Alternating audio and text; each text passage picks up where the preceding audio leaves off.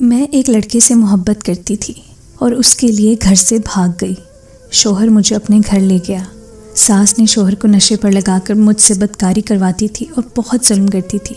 शोहर ने मुझे नशे के इंजेक्शन लगा दिए और मुझ पर बहुत जुल्म किया और उसकी माँ अपने बेटे को लालच देती कि मैं तुझे और नशा ला कर दूँगी, तुम्हारी बीवी से कमाया करूँगी। फिर सास रोज़ाना रात को आदमियों से पैसे लेकर मुझे उनकी हवस का निशाना बनाती। एक दिन रात को मेरे जिस्म से रूह निकल गई जब शोहर और उसके दोस्तों ने मेरे घर पर उस वक्त मीडिया की टीम मौजूद थी। मेरा शोहर घर की ऊपरी मंजिल पर नशे में चूर सो रहा था जब वो सहाफ़ी मेरे घर पहुंचे। सबसे पहले एक सहाफ़ी जो कि उनमें सीनियर था ऊपर की मंजिल में गया था। लेडीज़ पुलिस भी घर में पहुंच चुकी थी जो मेरी सास को घर के छोटे से सहन में बिठाए हुए थी। पूरे मोहल्ले वाले हमारे मेन दरवाजे से कान लगाए खड़े थे। कुछ तो दरवाजे के ऊपर से देखने की कोशिश भी कर रहे थे कि अंदर क्या माजरा चल रहा है। एक अफरा तफरी का आलम था। मैं एक दूसरे कमरे में बेजान वजूद लिए बैठी अपनी ज़िंदगी के गुजरे लम्हात सोच रही थी। सामने लगे आईने मुझे मेरा असल सूरत दिखा रहा था। मेरे सामने के बाल बेदर्दी से काट दिए गए थे जो मुझे बदसूरत और बदनुमा दिखाने के लिए काफ़ी थे। मेरे गले पर एक ज़ख्म का निशान था जिससे खून रस रहा था। मेरे आंखों से आंसू बह रहे थे। मेरी गंदुमी रंगत काली और पीली रंगत में बदल चुकी थी। मुझे अपने ख्वाब की ताबीर ने वो अजियत दी थी कि मेरी रूह तक लरस गई थी। हम लड़कियां ख्वाबों की दुनिया में रहने की ख्वाहिशमंद होती हैं, लेकिन ये नहीं जानती कि ये ख्वाब कभी कभी कांच की तरह साबित होते हैं और हमारी आंखें जख्मी कर देते हैं। मैं पिछले 5 साल से इन ख्वाबों की अजियत को सह रही थी। मेरा शुमार भी उन्हीं लड़कियों में होता था जो मोहब्बत की शादी पर यकीन रखती हैं। शादी से पहले की मोहब्बत भरी बातें और एक खूबसूरत सी लव स्टोरी के बाद शादी, बस मुझे भी यही शौक़ था। जब भी मैं किसी ड्रामे में ऐसे सीन देखती तो खुद को हीरोइन की जगह रखकर सोचती थी। मेरे चेहरे पर खुद ब खुद एक मुस्कान आकर ठहर जाती। मैं भी इसी ख्वाबों की दुनिया की बासी थी। मेरी पहली मुलाकात अजीज़ से रिक्शे में हुई थी। मेरा घराना भी गुर्बत का शिकार था और अजीज़ रिक्शा चलाता था। मेरे घर में बड़ी मुश्किल से गुजर बसर होता। जब मैं 13 साल की हुई तो दिल चाहता कि हर कोई मुझे देखकर मुतवज्जा हो, मुझे अहमियत दे। खुद को सजाने संवारने का शौक़ भी मुझे होने लगा। क्योंकि मैंने उस वक्त बचपन से लड़कपन में नया कदम रखा था, इसलिए हवाओं में उड़ती फिरती थी। मेरी रंगत कुछ गंदुमी सी थी। 10 रुपये वाले फेयर एंड लवली का साशे में पूरे 8 दिन चलाती थी। बाहर जाने से पहले मैंने क्रीम लगाकर आंखों में काजल लगा लेना। इसी से ही मैं काफ़ी जाज़िबे नज़र लगने लगती। बाहर चले जाना, गली में आकर किसी आवारा से लड़के ने मुझे देखकर सीटी बजा देना या कोई फिक्रा कस देना तो मेरी हंसी नहीं रुकती थी। मुझे लगता था कि मैं बहुत खूबसूरत हूँ, इसलिए शायद हर लड़का मुझे देखकर दीवाना होने लगा है। क्योंकि मेरी उम्र में कदम रखते ही ज़्यादातर लड़कियों को हर चमकती चीज़ सोना नज़र आती है। उस पर गुर्बत और जहालत तालीम का हमारे घरानों में दूर दूर तक कोई वास्ता न था। अम्मा घरों में काम करती थी, अब्बा चौकीदार थे। घर में 5 बहन भाई मुझसे छोटे थे। मैं सबसे बड़ी थी। अम्मा सुबह की काम पर गई, मगरिब के बाद घर आती थी। अब्बा रात को चौकीदारी करता और दोपहर को मजदूरी करने चला जाता। मैं बस जैसा तैसा खाना पकाकर छोटे बहन भाइयों को खिलाकर घर से बाहर निकल जाती और अम्मा के घर आने से पहले घर लौट आती। मेरी दोस्ती अजीज़ से कुछ दिन पहले हुई थी, वरना पहले तो मैं सहेलियों के घर जाकर बैठ जाती थी। मैं पैदल ही सहेली के घर जा रही थी जब अजीज़ अपना रिक्शा मेरे बराबर लाकर पूछने लगा कि कहाँ जाना है, मुझे बताओ, मैं छोड़ आता हूँ। मैंने उसे कहा कि टूटे पैसे नहीं है मेरे पास। उस पर यह जाहिर नहीं मैं करना चाहती थी कि मेरे पास तो 1 रुपया भी नहीं है। वो हंसने लगा, कहने लगा कि पैसे किससे मांगे हैं, मैं इसी तरफ जा रहा हूँ, बैठो, तुम्हें छोड़ दूंगा। मैं उसके रिक्शे में बैठ गई। उसने पहले तो मुझे रिक्शे का चक्कर दिलवाया, फिर सहेली के घर भी छोड़ दिया। अब तो ये सिलसिला ही चल पड़ा। अजीज़ मुझे रोज़ रिक्शे में घुमाने फिराने लगा। हम लोग खूब बातें भी करने लगे। वो मुझसे 3-4 साल ही बड़ा था। देखने में दुबला पतला सा था, बाल घुंघराले और लंबे थे। वो अपने माँ बाप का इकलौता बेटा था। बाप के इंतकाल के बाद वही रिक्शा चलाया करता था। उसकी जेब में भी पैसे होते थे। वो मुझे कभी गोलगप्पे चाट खिला देता, मेरी तारीफ़ें करता। जब मैं उतराई फिरती, घर आकर कई घंटे आईना देखती रहती। मुझे अपना आप किसी हसीन लड़की से कम नहीं लगता था, क्योंकि अजीज़ मुझसे ऐसी तो बातें करता था। मैं जिस कच्ची उम्र में थी, अब मैं ऐसे ख्वाब आंखों को भले लगते हैं और महबूब की मोहब्बत भरी बातें दिल को अच्छी लगती हैं। सब कुछ बड़ा दिल फरेब सा लगता है। मैं रात भर अजीज़ के ख्वाब में आंखों में सजाए लगती थी। चंद माह ही गुजरे थे कि मैंने एक बार अजीज़ को सिगरेट पीते देखा। सिगरेट तो वो पहले भी पीता था, लेकिन ये सिगरेट कुछ अलग किस्म का था। उसकी खुशबू भी अलग सी थी। पीने के दौरान ही उसकी आंखें गुलाबी होने लगी। उसकी बू मुझे नागवार सी लगने लगी। मैंने अजीज से पूछा कि सब क्या है, ये कौन सी सिगरेट है। कहने लगा, ये जिंदगी है नाइला, इसे पीकर ऐसे लगता है कि इंसान दुनिया से जन्नत में आ गया हो, दुनिया के सारे गम भूल जाते हैं। लो तुम भी पी कर देखो। अजीज ने वो सिगरेट मेरे मुंह के करीब किया। मैं फौरन उसे पीछे हटा दिया। वो मेरे बेसाख्ता पीछे हटने पर हंसने लगा। जितना तुम घबरा रही हो, एक बार पी तो लो, ऐसा सुकून मिलेगा कि रोज मांगोगी। न जाने क्यों मुझे अजीज से कुछ वहशत सी होने लगी। मैं रिक्शे से नीचे उतर गई। मैंने कहा कि मैं घर जा रही हूँ। मैं ही कहकर तेज तेज कदम उठाती अपने घर जाने लगी। वो मुझे पीछे से पुकारता रह गया, लेकिन मैं नहीं रुकी। घर आकर मैं बहुत परेशान थी। अजीज नशा करता था और नशा करने वालों की हिर्स तो कभी पूरी नहीं होती, लेकिन उस वक्त मेरी मोहब्बत का ये आलम था कि मैं अजीज को इतना चाहने लगी थी, मेरे लिए वापसी मुमकिन नहीं थी। अभी मैं अपने दिल और दिमाग की जंग में कुछ समझ नहीं पा रही थी कि क्या करूं क्या ना करूं कि एक और इफ्तिदा मुझ पर आन पड़ी। मेरी फूफो ने अब्बा से मेरा रिश्ता मांग लिया। अम्मी और अब्बू तो सुनकर ही खुश हो गए थे, लेकिन मैं तो पूरी की पूरी अजीज की मोहब्बत में डूब चुकी थी।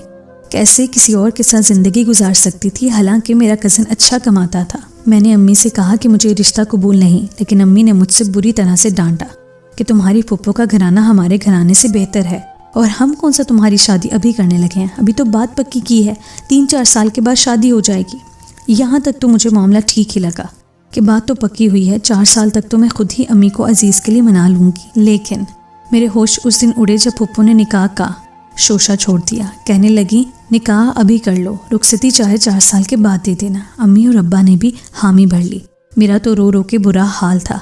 मैं अजीज़ के अलावा किसी से शादी नहीं कर सकती थी। मुझे उस वक्त ये लगता था कि अगर मुझे अजीज़ ना मिला तो मैं यकीनन मर जाऊंगी। मैंने ये बात अजीज़ को बताई तो उसकी हालत भी मुझसे ज़्यादा मुख्तलिफ ना थी। कहने लगा, नाइला मैं तुम्हारे बगैर मर जाऊंगा, तुम कैसे किसी और से शादी कर सकती हो। मैं रोने लगी और वो भी बेहद परेशान था। कहने लगा, तुम रात को घर से भाग जाना, मैं तुम्हें यहीं मिलूंगा। उसकी ये बात सुनकर पहले तो मैं घबरा सी गई। मैंने कहा कि मैं कैसे कर सकती हूँ, मेरी अम्मा ने देख लिया तो मेरी टांगें तोड़ देंगी। लेकिन वो कहने लगा कि किसी को कुछ खबर नहीं होगी, तुम रात को अपनी अम्मा के सोने के बाद बाहर निकलना, तुम्हारे अब्बा तो वैसे भी रात को घर नहीं होते, हम भाग जाते हैं, मेरी अम्मा बहुत अच्छी हैं, हम दोनों की शादी करवा देंगी। उस वक्त मेरी आंखों पर मोहब्बत की ऐसी पट्टी बंदी थी कि अजीज़ के अलावा मुझे कुछ भी समझ नहीं आ रहा था।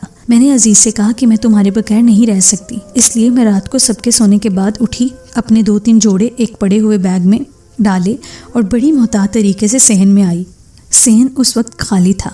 मैं धीरे धीरे चलते हुए घर से बाहर निकल गई। हमारी गली में सन्नाटा सा था। अजीज़ ने दूसरी गली आने का कहा ताकि किसी को भी शक ना हो। उस पर ना जाने मैं चादर से मुंह छुपाए तेज तेज कदम उठाने लगी। मेरा दिल खौफ के मारे कांप सा रहा था कि कहीं मेरा बाप चौकीदारी से वापस आना आ जाए और मुझे यूं गली में देखकर या किसी मोहल्लेदार की नज़र मुझ पर ना पड़ जाए। जैसे ही मैंने अगली गली में कदम रखा, किसी ने मेरे मुंह पर हाथ रख दिया। मैं बदहवास सी होकर सो गई। ये कौन था? किसने मेरे मुंह पर हाथ रखा था? फिर मेरे कान के पास अजीज़ ने सरगोशी सी की, मैं हूँ, तुम्हें घबराने की ज़रूरत नहीं। अजीज़ की आवाज़ सुनकर मेरी जान में जान आ गई। मैं उसके रिक्शे में बैठ गई। काफ़ी देर के बाद जाकर अजीज़ ने एक घर के सामने रिक्शा रोका। मैं रिक्शे से नीचे उतरी। मुझे बहुत डर लग रहा था कि कहीं अजीज़ की वालिदा मुझे कबूल करने से इनकार ना कर दें।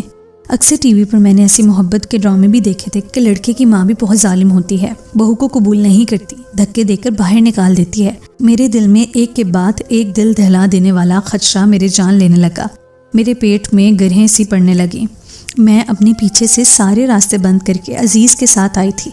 अगर उसकी वालिदा ने मुझे कबूल ना किया तो मैं जाऊंगी कहाँ? अब तो अब्बा भी घर पहुंच चुके होंगे। दरवाज़ा खुला तो एक भरी जिसामत की खातून अजीज़ और मुझे देखने लगी। फिर मुस्कुराकर हमें अंदर आने के लिए कहा। उनके चेहरे की मुस्कुराहट देखकर मुझे चैन मिला। मैं अंदर आ गई तो वो मुझे कहने लगी, तुमने जो किया अच्छा किया, मैं कल ही तो तुम लोगों का निकाह करवा दूंगी। वो मुझे अपने कमरे में ले गई थी। उन्होंने ऐसे ही किया। दूसरे ही दिन मेरा निकाह अजीज़ से करवा दिया। अजीज़ का घर छोटा सा था, एक कमरा नीचे था और एक कमरा ऊपर। मुझे दुल्हन बनाकर ऊपर कमरे में बिठाया गया। मैं बेहद खुश थी। मैंने मोहब्बत पा ली थी। मैंने सोचा था कि अजीज़ मुझसे इतनी मोहब्बत करता है तो मेरे लिए नशा भी छोड़ देगा। मैंने शादी की रात उससे यही फरमाइश की थी। उस वक्त तो मेरी बात मान ली गई। चंद दिन तो हमारे बहुत अच्छे गुजरे, लेकिन इसके बाद तो अजीज़ ने रिक्शा चलाना भी छोड़ दिया। वो नशे की सिगरेट ही नहीं, नशे के इंजेक्शन भी लगाता था। पूरा दिन वो नशे में सोया रहता। जब मैं अपनी सास से कहती कि उसे काम पर भेजा करें तो कहने लगती, ये कहाँ मेरी सुनता है, अजीज़ की मोहब्बत की ज़िंदगी शायद चंद दिन की थी, या उसने मोहब्बत को भी एक नशा समझकर किया था जो जल्द ही उतर भी गया। अब तो नौबत फाके तक आने लगी तो मेरी सास मेरे पास बैठकर रोने लगी। कहने लगी, अजीज़ के नशे ने मेरी ज़िंदगी बर्बाद कर दी है। मैं तो बूढ़ी हो गई हूँ, इतने भारी वजूद से कहीं काम भी नहीं कर सकती। अब बस तुम ही हो, अगर तुम कुछ कमा लोगी तो घर चल जाएगा, वरना तो फिर यूँ करो कि वापस अपने घर चली जाओ, मैं तुम्हारा बोझ नहीं उठा सकती। ये सुनकर तो मैं हवास भागता हो गई। मेरे घर वाले तो मुझे कबूल नहीं करेंगे। भागी हुई लड़की के लिए घर के दरवाजे कभी नहीं खुलते। मैंने कहा कि मैं घरों में मुलाजमत कर लूँगी। वो कहने लगी, लो इस महंगाई में इतनी कम तनख्वाह में कहाँ घर चल सकेगा। मैंने कहा कि मैं पढ़ी लिखी तो नहीं हूँ, मुझे और कोई काम नहीं आता। वो कहने लगी, तुम्हें अपनी खूबी का अंदाज़ा ही नहीं, तुम एक रात में कई हज़ार कमा सकती हो, बस एक रात की बात है। ये सुनकर तो मैं खुश हो गई। मुझे ये अंदाज़ा नहीं था कि मुझे काम क्या लेना चाहती है। मैंने कहा, ठीक है, आप बताएं मुझे क्या करना होगा। जो कुछ मेरी सास ने मुझे कहा, मेरे लगा कि मेरी पैरों तले से ज़मीन निकल गई। मैंने सुनते ही इनकार कर दिया। वो मेरे सामने रोने लगी, बिलखने लगी, मेरी मिन्नत समाजत पर उतर आई। मैंने कहा कि मैं कैसे कर सकती हूँ, ये एक गुनाह है। कहने लगी, कौन सा गुनाह, तुम भी किन चक्करों में पड़ रही हो। मेरा दिल इस काम के लिए आमादा नहीं था, लेकिन मेरे पास दूसरा कोई रास्ता भी नहीं था। सारे रास्ते मैंने खुद ही बंद किए थे। मैं खामोश सी हो गई। मेरी सास मेरी खामोशी पाकर खुश तो हो गई। रात को मुझे एक अच्छा लिबास पहनने को दिया और मुझे नीचे वाले कमरे में बिठाकर चली गई। कुछ देर के बाद मेरे कमरे में एक मर्द मौजूद था। सुबह तक मैं बेजान सा वजूद लिए अपने बिस्तर पर लेटी हुई थी। मेरे पास 1000 के नोट रखे थे, लेकिन मुझे उन नोटों से नफरत और घिन होने लगी। मेरी सास मेरे कमरे में आई। पैसे देखकर उसकी आंखें चमक गईं। उसने वो सारे पैसे उठा लिए और कहने लगी कि तुम नहा धो लो, मैं तुम्हारे लिए हलवा पूरी का नाश्ता लाती हूँ। ये कहकर वो कमरे से बाहर चली गई। मैं गुमसुम सी आंसू बहाती रही। ये मेरी मोहब्बत का तोहफा था जो मुझे अपने माँ बाप की दहलीज पार करने पर मिला था। मैं ये भूल गई थी कि रात के अंधेरे में घर से निकलने वाली लड़की घर की दहलीज पार करते ही इज्जत को पैरों तले रोन देती है और फिर सारी जिंदगी इज्जत लुटाती रहती है। कभी तो वाइफ के कोठे की जीनत बनकर, तो कभी जिस्म फरोशी का धंधा करके, और कभी अपने नशे शौहर का नशा पूरा करने की खातिर। ये सिलसिला तो जैसे चल निकला था, लेकिन 1 महीने बाद मैंने इनकार कर दिया। ये अज़ियतनाक ज़िंदगी सही नहीं जा रही थी। मुझे अजीज़ पर भी हैरत थी। उसे भी उस काम से कोई एतराज़ नहीं था। मेरा इनकार सुनकर वो भड़कने लगा। कहने लगा कि मुझे इनकार नहीं सुनना। मैंने कहा, तुम क्यों नहीं कमाते, मैं क्यों ये बदकारी करूं, वो भी सिर्फ तुम्हारी खातिर। कहने लगा, मैं काम नहीं कर सकता, तुम्हें ही कमाना पड़ेगा। मेरी इस बात को लेकर अजीज़ से बहुत झगड़ा हुआ। इस बार उसने मुझे ज़बरदस्ती एक इंजेक्शन लगा दिया, जिसके लगते ही मेरा सर बुरी तरह से चकराने लगा। मैं पल भर होश से गाफिल हुई। मेरी आंख सुबह खुली थी। मेरा सर बहुत भारी था। मुझे बिस्तर देखकर अंदाज़ा हो गया कि मेरे रात के पैसे इन माँ बेटे के अब मुझे नशे में रख कर वसूल किए हैं। मैं पूरा दिन नशे में रही। शायद वो बहुत तेज़ नशे का टीका था। रात तक उसका नशा नहीं टूटा था कि जब अजीज़ ने मुझे दूसरा टीका लगा दिया। मुझे ना दिन की होश रहती थी ना रात की। कौन मेरे पास आता, कब चला जाता। मुझे मेरी सास खाने का कहती, खाना ला देती। अब मैं भी उस नशे की आदी होने लगी।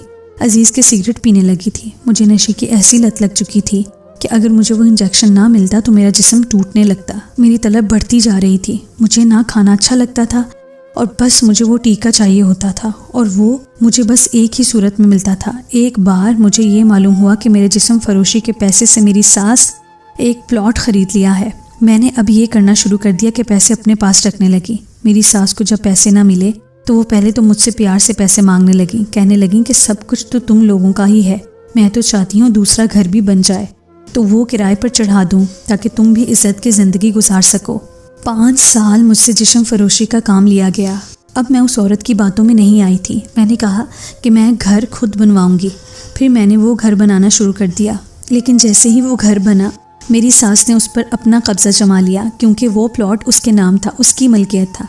जब मुझे ये पता चला कि वो मुझे धोखे दे रही है तो फिर मैं बिफर गई। मेरी अजीज़ से बहुत लड़ाई हुई। अजीज़ ने मुझे बहुत मारा पीटा। मेरी सास भी मेरे कमरे में आ गई। अजीज़ ने मुझे बालों से पकड़ा। मेरी सास ने मेरे सामने के सारे बाल काट दिए।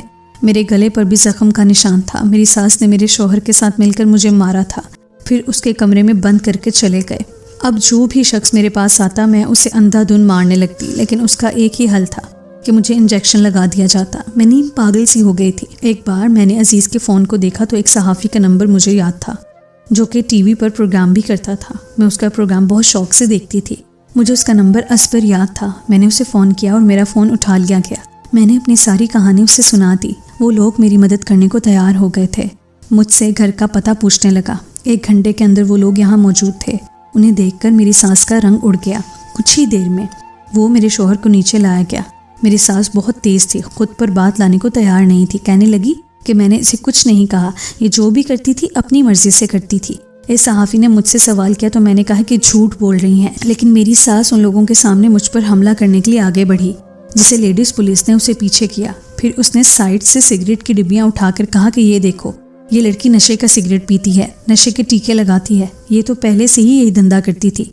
मेरा शोहर अब भी नशे में था, इसलिए सबको देखकर घबरा कर उसने सच बोल दिया कि मेरी माँ ने ही मुझसे कहा कि तुम अपनी बीवी से जिस्म फरोशी का काम करवाओ, तुम्हारे नशे के टीके तुम्हें लाकर दिया करूँगी। लेकिन मेरी सास मुसलसल इनकार कर रही थी। जब मुझे बाहर बुलाकर पूछा गया तो मैंने सब कुछ सच बता दिया। मैंने जब अपने से दुपट्टा हटाया तो मेरे सामने के बाल छोटे छोटे थे, चेहरे और गर्दन पर जख्म के निशान थे। जब हम सबको पुलिस स्टेशन ले जाया गया तो मैंने रोते हुए सारी बात मीडिया के सामने बता दी। मुझसे एक आखिरी सवाल पूछा गया, जिसका जवाब मैंने खून के आंसू बहाते हुए दिया, और वो सवाल था कि आप उन लड़कियों को क्या पैगाम देना चाहती हैं जो घर से भागकर शादी करती हैं। मैंने हाथ जोड़े और कहा कि खुदा के लिए किसी की 4 दिन की मीठी बातों में कभी मत आना। माँ बाप से मुखलिस और कोई रिश्ता नहीं। अगर मैंने अपनी माँ बाप की इज्जत रखी होती तो आज अपनी कज़न के साथ इज्जत की ज़िंदगी जी रही होती। ये 5 साल मैंने किस अज़ियत में गुजारे हैं ये मैं ही जानती हूँ। इसलिए माँ बाप के घर ही लड़की की इज्जत महफूज है। जो शख्स भाग जाने के लिए कहे वो कभी इज्जत नहीं देख सकता। खाक डाले, कभी किसी की बातों में मत आना, वरना तुम इतनी बार नीलाम की जाओगी कि अपने मुंह से मौत मांगोगी।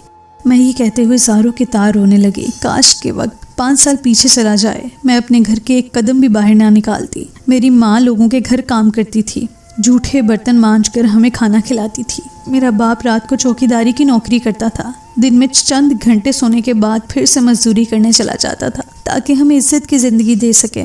जब माँ बाप अपना सुख चैन बर्बाद करके औलाद के लिए इतना सब कुछ करते हैं तो औलाद को भी चाहिए कि उनकी इज्जत की खातिर ऐसी हवसशुदा मोहब्बत पर लात मार दे और इज्जत की चादर से खुद को लपेट ले। खुदारा अपने माँ बाप की इज्जत को यूं मत उछालिए, कहीं माँ बाप के आंसू आपके लिए बहुत बड़ी आजमाइश ना बन जाएं। तो मेरे प्यारे सुनने वालों, तो दोस्तों ये थी आज की कहानी। अगर आपको आज की कहानी पसंद आई है तो आप लोग इस चैनल को सब्सक्राइब कर दें और इस वीडियो को लाइक कर दें। शुक्रिया।